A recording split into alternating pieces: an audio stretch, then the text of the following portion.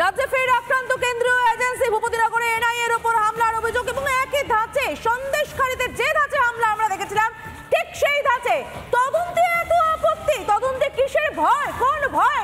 এই ধরনের হামলা বারবার বাংলার বুকে সংগঠিত হচ্ছে।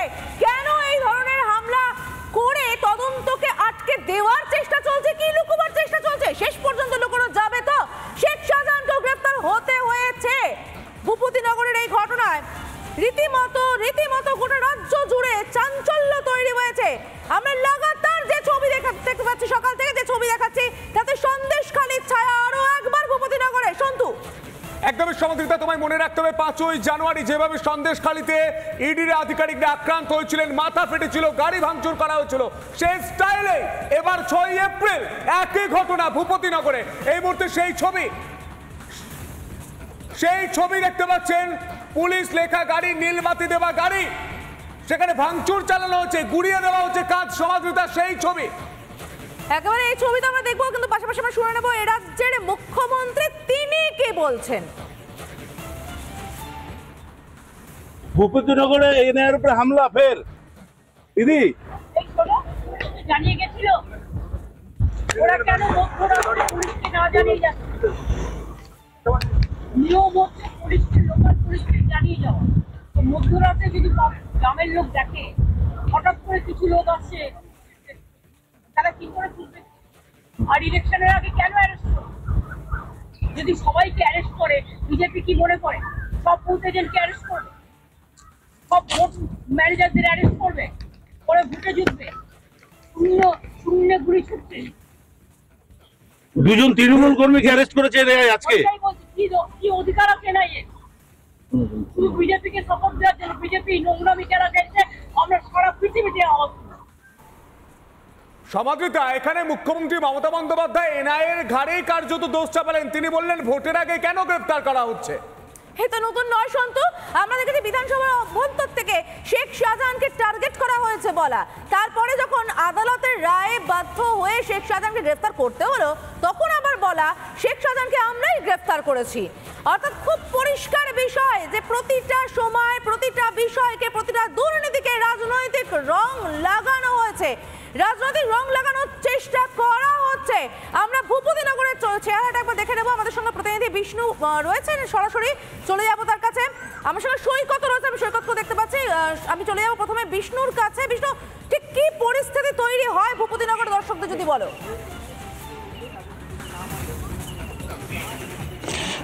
দেখো এখানে একটা বলা যেতে পারে দ্বিতীয় সন্দেশখালীর ঘটনা, যেখানে এনআইএ তদন্তভার নিয়েছে 2রা ডিসেম্বর, যেখানে বোমা বিস্ফোরণের ঘটনায় 8 জনের তালিকা তৈরি করেছে এনআইএ, এবং সেখানে কিন্তু আজকে তদন্তে এসে যাদের নামে অভিযোগের নাম ছিল, আমি সেই এলাকাটা দেখানোর চেষ্টা করবো। এটা হচ্ছে নিজ নাড়ুয়া বুথ, যেখানে কিন্তু এই বুথে তিনি দায়িত্বে, অঞ্চল সভাপতির দায়িত্বে যিনি রয়েছেন, তার নাম এখানে যুক্ত ছিল, তিনি ছিলেন বলাই মাইতি।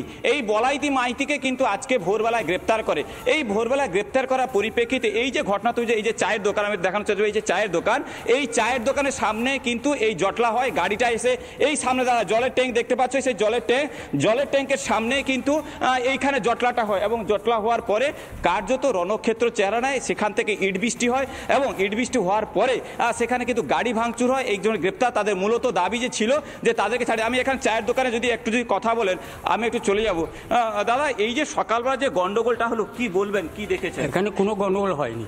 এই যে গাড়ি ভাঙচুর হলো বা কোনো ভাঙচুর হয়নি, কেন এই বলাইবাবুকে গ্রেপ্তার করলো? এমনি 4টার সময়, ভোর 4টায় এসে তাদের মানে কভার লাগিয়ে তাদেরকে ধরে নিয়ে গেছে। কেন ধরলো, কেন কি জানি, বলতে পারবো না তো আমি। না, এই যে ঘটনা বোমা বিস্ফোরণ, তিনি কোন হয়? বোমা বিস্ফোরণ এখানে কোনো হয়নি, হয়েছে তো সে মানে কোথায় অর্জুনগর, সে এতে নাড়ুয়াবিলাতে। সে কথা বলতে পারবে, ও তো অঞ্চল প্রধান মানে ইয়ে ছিল, সভাপতি ছিল। আচ্ছা, ইনি অঞ্চল সভাপতি ছিলেন। আমি একটা বাড়ির লোক আছে, দাদা যদি একটু কথা বলেন। দাদা, একটু কথা বলা যাবে? দাদা যদি একটু আমাদের সঙ্গে কথা বলেন, একটু যদি জানলা খুলে। দাদা, কথা বলা যাবে? একজন কথা বলছিলেন, তিনি কিন্তু দরজা জানলা লাগিয়ে দিলেন। এখানে কিন্তু তৃণমূলের রয়েছে, পতাকা রয়েছে। আমি যদি এর ভিতরে ঢুকে একটু কথা জিজ্ঞেস করার চেষ্টা করব। এখন দেখছি দরজালা বন্ধ। এটা হচ্ছে নিজ নাড়ুয়া সর্বোদয় সংঘের ক্লাব একটা রয়েছে, এখানে কিছু ফ্ল্যাগ ও ফেস্টুন আমরা দেখতে পাচ্ছি। যে কেন হলো এই ঘটনা, মানে এখানে সকালবেলা কোনো ঘটনা ঘটেছিল? এখানে কোনো গাড়ি ভাঙচুরের কোনো ঘটনা ঘটেছিল? আপনারা এখানে ছিলেন? কেন তাকে গ্রেপ্তার করা হলো কেন? কত লোকজন ছিল? আপনার ছিলেন না তখন বাড়িতে? তখন অ্যাকচুয়ালি দেখো এখানে কিন্তু মানুষ কিন্তু কথা বলতে, দাদারা এখানে আছেন। দাদা এই ঘটনাটা যদি একটু তুলে ধরেন আমাদের সামনে। দাদা কি ঘটেছিল একটু বলুন কি হয়েছে আপনাদের তোমাদের ঘটনা, সকালবেলা এই ধরনের ঘটনা ঘটলো, কিছু বলুন না দাদা, কি হয়েছিল, ঘটনাটা কি হয়েছে?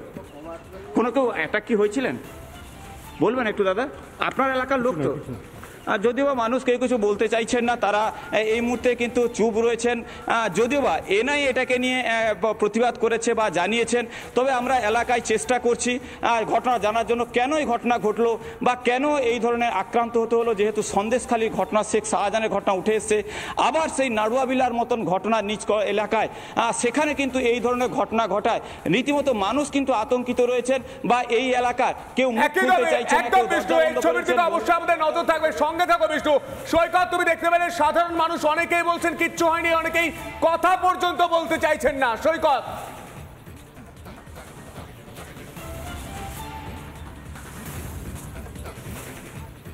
সেটাই, সাধারণ মানুষ যেটা বলছেন যে কিছু হয়নি, কথা বলতে চাইছে না, কিছু হয়নি, কোনো হামলা হয়নি, তাহলে এনআইএর গাড়ি ভাঙলো কি করে?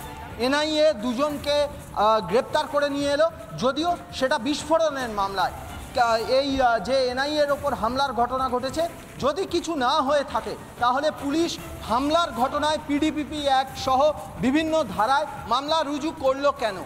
যদি কিছু ঘটনা না ঘটে থাকে তাহলে এনআইএর গাড়ি ভাঙলো কি করে? সেটা কি কোনো আকাশ থেকে কোনো উড়ে এসে পাথর পড়লো এনআইএর গাড়িতে? যে ভিডিও আমাদের কাছে এসেছে যে বেশ কিছু প্রায় 50-60 জনের একটা মব, এনআইএর যে গাড়িটি ভাঙা হয়েছে সঙ্গে আরেকটি যে গাড়ি ছিল, সেই গাড়ির ড্রাইভার বলছেন, সেই গাড়ির চালক বলছেন 50-60 জনের একটা মব তাদেরকে রীতিমতো ঘিরে নিয়েছিল এবং সেই মবের মধ্যে মূলত মহিলারা ছিল। তাহলে কিছু হয়নি যারা বলছেন, তাহলে যারা বলছেন যে কিছু হয়নি তারা হয় মিথ্যে কথা বলছেন, না হলে যখন ঘটনা ঘটে থাকে তখন সেইখানে ছিলেন না, না জেনে বলছেন। তার কারণ এই ঘটনায় ইতিমধ্যেই স্থানীয় পুলিশ স্টেশনের তরফ থেকে প্রাইভেট প্রপার্টি ভাঙচুর করার যে আইন, সেই সেকশন দেওয়া হয়েছে। তোমার কাছে একটা বিষয় আমি স্পষ্ট করে বোঝার চেষ্টা করব, না জেনে বলছেন বা জেনে বলছেন, তার থেকেও বড় বিষয় কি এটা নয় যে কোথাও আতঙ্কের জায়গা তৈরি হয়েছে? যারা হামলা চালিয়েছে বলে আপাতত জানতে পারা যাচ্ছে, তাদের পরিচয় সম্পর্কে কি কিছু জানতে পারছো? এলাকায় তাদেরকে মানুষ কিভাবে চিনতো? সেখান থেকে কোথাও কি আতঙ্কের জায়গা রয়েছে?